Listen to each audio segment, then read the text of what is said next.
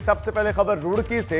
रुड़की के मेयर गौरव गोयल अपने समर्थकों के साथ कोतवाली पर पहुंचे और प्रदर्शन किया है। दरअसल यहां एक महिला ने मेयर के ऊपर छेड़छाड़ का आरोप लगाया है, मगर मेयर का कहना है कि यह आरोप बेबुनियाद है। मेयर का कहना है कि पुलिस मामले की निष्पक्ष जांच करे ताकि दूध का दूध और पानी का पानी हो सके। तो मेयर के खिलाफ आरोप लगाया है। आरोप चूंकि बेहद गंभीर है। इस खबर पर विनीत हमारे संवाददाता ज्यादा जानकारी के साथ जुड़ गए।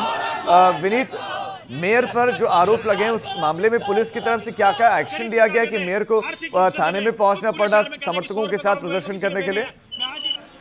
जी बिल्कुल, देखिए राजीव, जिस तरह से ये मामला चल रहा है कि महिला द्वारा मेयर पर जो है छेड़छाड़ का आरोप लगाया जा रहा है, तो महिला ने 4 दिन पहले जो सोशल मीडिया पर अपनी जो है बात रखी थी कि मेरे मेयर द्वारा जो है सोशल छेड़छाड़ की गई है। तो अब जो मेयर जाके हैं आज जो है कोतवाली पहुंचे, अपने समर्थकों के साथ पहुंचे हैं और उन्होंने जो है निष्पक्ष जांच की मांग की है। तो फिलहाल जो मेयर गौरव गोयल का यही कहना है कि जो आरोप मेरे ऊपर लगाए गए हैं वो विनीत वो कह रहे हैं कि आरोप मेरे ऊपर बेबुनियाद है। जो महिला है जिसने वीडियो डाला है, अपनी आरोप लगाया है, महिला के आरोप क्या क्या है वो भी आप दर्शकों को बताएं कि कब और कहां छेड़खानी की, किस तरह से की, ये सारी दर्शकों को जो आपके पास अपडेट्स है वो बताएं।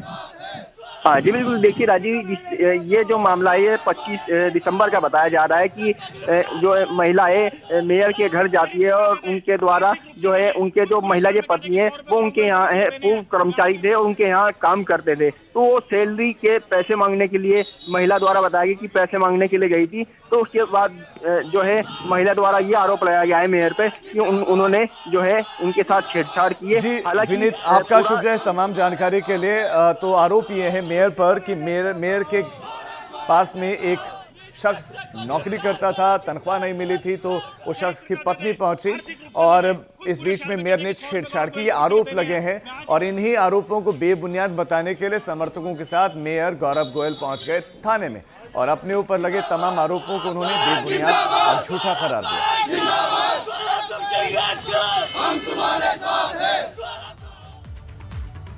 मसूरी में शिफन कोर्ट से बेघर हुए लोगों ने प्रदर्शन किया है। लोगों ने यहां पर जमकर नारेबाजी की। देहरादून मसूरी रोड पर चल रहे एक वे प्रोजेक्ट को लेकर उनकी नाराजगी है, काम को उन्होंने रुकवा दिया और इस दौरान उनकी पुलिस के साथ नोक-झोंक भी हुई। लोगों को कहना है कि पहले उनका सत्यापन होना चाहिए और विस्थापन की इसके बाद प्रक्रिया आगे बढ़ानी चाहिए, विस्थापन होना चाहिए और उसके बाद ये रोप वे का काम शुरू होना चाहिए। तो रोप वे के निर्माण के चलते ये बेघर हुए हैं लोग, इनको हटाया गया यहाँ से। ये लोग मांग कर रहे हैं कि इनको विस्थापन इनका किया जाए, कहीं दूसरी जगह पर इनको रहने की व्यवस्था की जाए, घर दी जाए। हरिद्वार की जेल से बदमाश अपना गैंग ऑपरेट कर रहे थे। एसटीएफ ने इसका खुलासा किया है और एसटीएफ ने खुलासा किया है कि हरिद्वार जेल से कुख्यात बदमाश अपना गैंग ऑपरेट कर रहे थे। जेल में हत्या और लूट के मामलों में बंद कुख्यात इंतजार और भूरा अपने साथी मोबाइल से बताया जा रहा है कि फिरौती मांग रहे थे, मोबाइल से लोग, और इसके साथ ही फिरौती मांग रहे थे और एसटीएफ ने जेल से 2 मोबाइल फोन बरामद किए हैं। एसटीएफ की अगर माने तो बदमाशों ने गुरुग्राम निवासी सर्राफा कारोबारी से फिरौती मांगी थी। इसमें जेल में बंद भूरा और उसका साथी नवेद शामिल है। प्रमाणित हो गई थी कि जेल के अंदर से 2 जो अपराधी हैं उनके द्वारा इसका प्रयोग किया गया है। तो इसी को देखते हुए पुलिस महानिदेशक महोदय के निर्देश पर एक संयुक्त टीम जो हरिद्वार पुलिस और एसटीएफ की थी, इसके द्वारा 2 लोग को पहले उस डिलीवरी को जो लेने गए थे वहाँ पर उनको भी पकड़ा गया। साथ ही साथ फिर जो नियमानुसार जो कार्रवाई होती है जेल प्रशासन के साथ मिलकर वहाँ पर छापेमारी और सर्च का ऑपरेशन चलाया गया, जिसमें 2 मोबाइल, 2 सिम और चार्जर आदि मिले थे।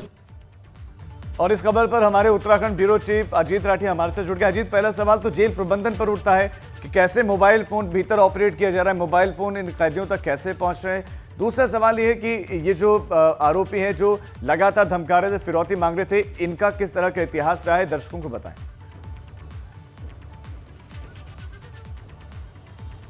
राजीव, देखिए, मैं इस बात से हम सब वाकिफ़ हैं और ख़ास तौर पर जो अपराध जगत की जो खबरें आती हैं उनमें आप अगर पिछले पृष्ठभूमि पर भी गौर करेंगे तो अपराध को बढ़ावा देने के लिए जो जेल में लोग हैं, जो जेल से अपराध संचालित करते हैं, उनकी एक बहुत बड़ी भूमिका रही है। और उनकी बड़ी भूमिका इसलिए रही है कि चूंकि जेल प्रशासन के जो लोग हैं, जो जिस लेवल के भी वो लोग हैं, वो उनके साथ मिले रहते हैं, उनको सिम और मोबाइल मुहैया कराते हैं। तो अपराध जगत की जो दुनिया है, इसमें जेल का बहुत बड़ा रोल है। और जेल में बैठकर अगर कोई किसी तरह के ऑफेंस को ऑपरेट कर रहा है तो ये ये एक बहुत गंभीर बात है। यहाँ पर करीब 200-250 अपराधी एसटीएफ के निशाने पर हैं, वो लिस्ट डिक्लेयर कर दी गई है और जो नए डीजीपी हैं उनका एकदम बहुत क्लियर कट है कि जितने भी लोग वांछित चल रहे हैं उनको सर्विलांस पर रखकर उनको गिरफ्तार किया जाए। और इसी कड़ी में जब ये सर्विलांस पर ये सब चीज़ें लगी थी तो वो बातचीत होने का जो प्रमाण मिला कि गुरुग्राम के एक सर्राफा कारोबारी को यहाँ से इंतजार और भूरा नाम के 2 जो कैदी हैं जो यहाँ पर रह रहे हैं, जो जिनके खिलाफ पहले से ही हीनियस क्राइम के मुकदमे दर्ज हैं, जिनकी सजा वो काट रहे हैं या कुछ मामलों में मुकदमे चल रहे हैं। तो जैसे ही एसटीएफ के सर्विलांस पर वो आए और वो सब चीज़ें हुई तो फिर एक सुनियोजित तरीके से देखा गया है कि इस कड़ी को तोड़ते हुए कि देखते हैं कि फिरौती देने के लिए जो सोना मांगा गया है, जो जंजीर, जो आभूषण मांगे गए हैं उनको भेजते हैं। तो जो जाने वाले थे, जो लेने वाले थे, उनको भी गिरफ्तार कर लिया गया और साथ ही साथ कुछ जो जेल के जो अंदर के जो छोटे लेवल के कर्मचारी थे जो इसमें संलिप्त पाए गए हैं उनको सस्पेंड करने की कार्रवाई भी की गई है। और जो एक अलग से ऑफेंस बना है, जो अंदर जो इंतजार और भूरा जिन्होंने फिरौती मांगी थी उनको भी, उनके खिलाफ भी एक अलग से एक मुकदमा दर्ज कर लिया गया है।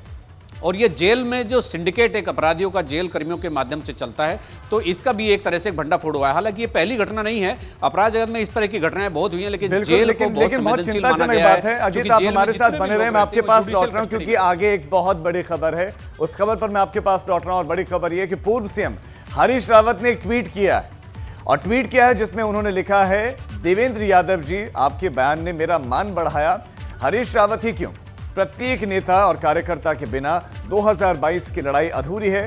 पार्टी को बिना लाभ लपेट के 2022 के चुनावी रण का सेनापति घोषित कर देना चाहिए। पार्टी को यह भी स्पष्ट कर देना चाहिए कि कांग्रेस की ये विजय होगी। और इस खबर पर हमारे ब्यूरो चीफ लगातार हमारे साथ बने हुए हैं। अजीत, एक संदेश हरीश रावत ने दिया है, तो इस संदेश का संदेश क्या है, दर्शकों को बताएं। राजीव, देखिए, अभी थोड़ी देर पहले ही हम हरीश रावत के साथ थे तो उन्होंने मीडिया कर्मियों से बातचीत की है और वो जो उनका ट्वीट है सवेरे का वो अभी भी उस पर कायम है। उनका कहना यह है कि चेहरा घोषित करना कोई पाप नहीं है, चेहरा घोषित होते आए हैं चुनाव से पहले, चूंकि 2022 का रण हम तभी जीत सकते हैं जब उस रण के लिए एक सेनापति कांग्रेस नियुक्त कर दे। चूंकि इसकी पृष्ठभूमि में कहीं एक आध चीज और भी राजीव देखी जा रही है। हरियाणा के एग्जाम्पल दिए जा रहे हैं, वहां राजनीतिक विश्लेषकों का यह मानना था कि जब भूपेंद्र सिंह हुड्डा खुद को लीडर घोषित करवाना चाहते थे, कांग्रेस ने उसमें देर कर दी और वो बहुत मामूली मार्जिन से सत्ता में आने से रह गई। तो उसी के उदाहरण देकर के कांग्रेस में भी यहाँ एक दबाव की राजनीति चल रही है। हरीश रावत लगातार ये कह रहे हैं कि भाई मुझे मत करें, लेकिन जिसे भी करना है एक चेहरा घोषित कर दे। और उनसे जब ये पूछा गया है कि भाई चेहरा घोषित करना है, ऐसी कौन सी मजबूरी है, इससे राजनीतिक नफा और नुकसान क्या हो सकता है, उनका बहुत स्पष्ट शब्दों में कहना है कि चेहरा घोषित करने से कम लोगों को ये पता रहेगा कि आने वाली सरकार का मुख्यमंत्री ये व्यक्ति होगा और इसकी सोच ये है और इस पर ये लायबिलिटी होगी।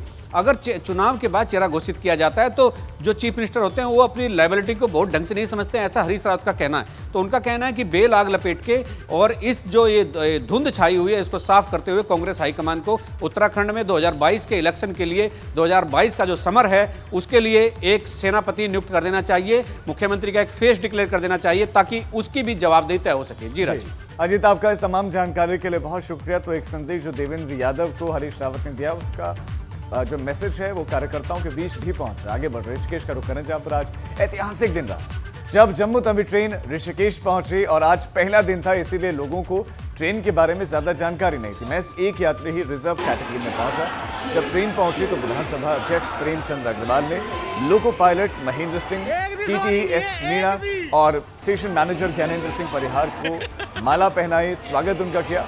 ऋषिकेश को योग नगरी कहा जाता है और देश के कई बड़े शहरों से अब ऋषिकेश के लिए कनेक्टिविटी बढ़ाने पर जोर दिया जा रहा है। और इसी कड़ी में ये देखिए, जब ट्रेन पहुंची तो उत्साह बढ़ गया।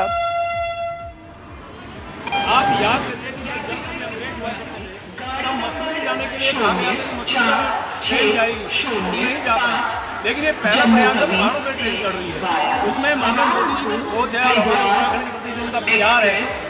आपने देखा जिस प्रकार से चारधाम रोड बनाने का काम है, जिस पर ऋषिकेश से कर्मप्रयाग तक की रेलवे लाइन है, जिस प्रकार से गंगा जी को साफ करने का मिशन उनका है। मैं माननीय मोदी जी को अपने उत्तराखंड की धरती से एक एक व्यक्ति की तरफ से, अपने पूरी पार्टी की तरफ से, अपने पूरे विधानसभा क्षेत्र और पूरे विधानसभा की तरफ से मैं माननीय मोदी जी का बहुत बहुत धन्यवाद कर रहा हूँ। कुंभ को देखते हुए मार्च तक 319 डॉक्टर्स को तैनात कर दिया जाएगा। कुंभ के दौरान 3825 कर्मचारियों की ड्यूटी लगाई जाएगी। कुंभ के अधिसूचना जारी होने तक 31 डॉक्टर चार्ज संभालेंगे। कुंभ मेले के लिए शासन से 350 डॉक्टर, 352 फार्मासिस्ट, 450 नर्स समेत 3000 वार्ड बॉय, इसके साथ साथ आया और सफाई कर्मियों की तैनाती भी की जाएगी। ऐसी भी तैयारियां हैं। मगर कुंभ की अधिसूचना जारी न होने से अभी तक डिमांड के मुताबिक स्वास्थ्य कर्मी मिल नहीं पाए, तो अधिसूचना का इंतजार किया जा रहा है कि वो जारी कब की जाएगी।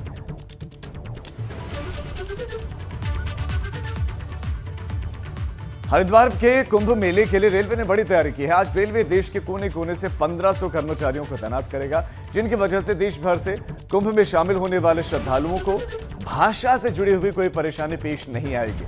रेलवे श्रद्धालुओं को उनकी भाषा में पूछताछ और जानकारी देने के लिए कर्मचारियों की तैनाती करने जा रहा है। मुरादाबाद रेल मंडल प्रशासन ने हरिद्वार कुंभ मेला के लिए रेलवे बोर्ड से देश के सभी मंडलों से 3500 कर्मचारी मांगे हैं। इसमें 1500 कर्मचारी टीटीई, बुकिंग क्लर्क, पूछताछ कक्ष में तैनात रहने वाले कर्मचारी हैं। इन कर्मचारियों में ज्यादातर को गुजराती, कन्नड़, मलयालम भाषा की जानकारी होगी। साथ ही हिंदी, अंग्रेजी नहीं जानने वाले श्रद्धालु इनसे जानकारी प्राप्त कर पाएंगे। और इन कर्मचारियों को हरिद्वार और न्यू ऋषिकेश में तैनात किया जाना है। रेलवे की योजना के मुताबिक 24 घंटे में हरिद्वार से अधिकतम 48 ट्रेनों का संचालन किया जाएगा।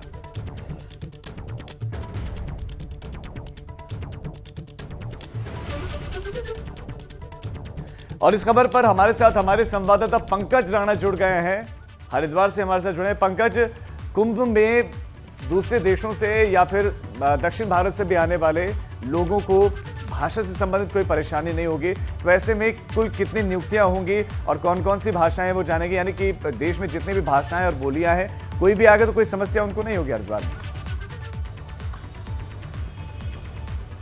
बिल्कुल राज जी, देखिए उत्तराखंड में कुंभ का जो आयोजन है ये बहुत बड़ा आयोजन माना जा रहा है और इस लिहाज से तमाम तरह की व्यवस्थाएं हरिद्वार में की जा रही हैं, चाहे वो स्वास्थ्य संबंधित हो या रेलवे संबंधित हो या इसके अलावा तमाम जो यहाँ पर निर्माण कार्य किए जा रहे हैं उनकी बात हो। तमाम जो कार्यक्रम है यहाँ पर किए जा रहे हैं। उसी तर्ज पर रेलवे प्रशासन ने ये बड़ा निर्णय लिया है कि जो यहाँ पर देश और विदेश से या देश के अलग अलग राज्यों से जो यहाँ पर श्रद्धालु आएंगे उनको भाषा के तौर पर किसी की तरह की दिक्कत ना हो, तो इसलिए रेलवे प्रशासन अलग से उन तमाम भाषा से जो जानकारी रखता है उनके तमाम कर्मचारियों को तैनात करने जा रहा है, ताकि देश विदेश के तमाम जो श्रद्धालु यहाँ आए उनको यदि किसी तरह की दिक्कत यहाँ होती है तो वो उनकी जानकारी उनसे ले सकें। तकरीबन 1500 कर्मचारियों को तैनात करने की बात यहाँ चल रही है रेलवे प्रशासन द्वारा। इसके साथ साथ ही ये भी साफ तौर पर कहा जा सकता है कि रेलवे अपनी तरफ से ये तैयारी इसलिए भी कर रहा है क्योंकि देश विदेश से श्रद्धालु आएंगे, उनको तमाम भाषाओं का ज्ञान नहीं होता है। यदि कोई मलयालम से आए या तमिलनाडु से आएगा, पश्चिम बंगाल से आएगा या दूसरे देश के अलग अलग हिस्सों से लोग आएंगे,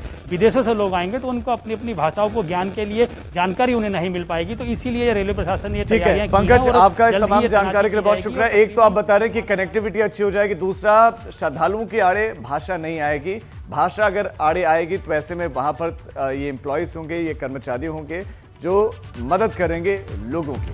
आगे बढ़ रहे कुंभ के आयोजन को लेकर अखाड़ा परिषद के अध्यक्ष नरेंद्र गिरी समेत तमाम संतों ने मुख्यमंत्री त्रिवेंद्र सिंह रावत से मुलाकात की और महाकुंभ के आयोजन को लेकर अखिल भारतीय अखाड़ा परिषद अपनी नाराजगी जाहिर कर चुका है। कुंभ के कार्यों में सरकार से तेजी लाने की मांग की है।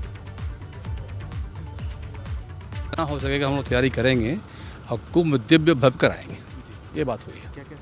एक भी शाही स्नान के विषय में भी और आने वाले जितने भी श्रद्धालु उनके विषय में, शौचालय के विषय में, मूलभूत सुविधा जो भी है और बिजली की व्यवस्था, पानी की व्यवस्था, शौचालय की सब बारे चर्चा हुई है।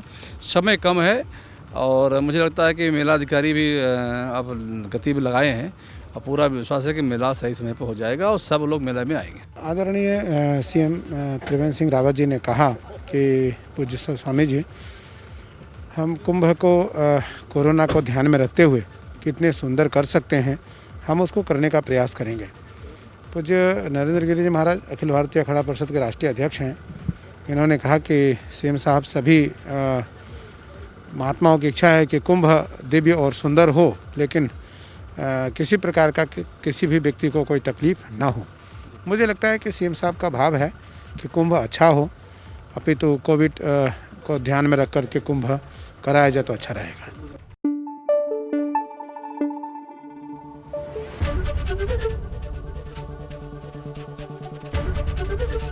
एबीपी गंगा, खबर आपकी, जुबान आपकी।